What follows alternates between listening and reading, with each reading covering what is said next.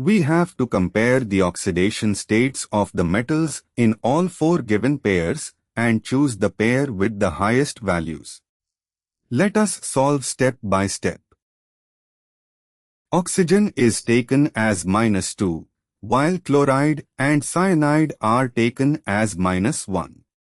Now we calculate the metal oxidation state in each compound. In manganese dioxide, manganese is +4. In chromyl chloride, chromium is +6. This gives a very high oxidation state pair.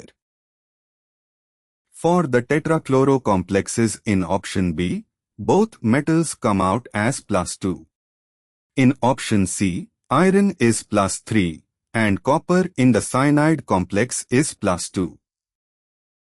In option D, both iron and cobalt are +3.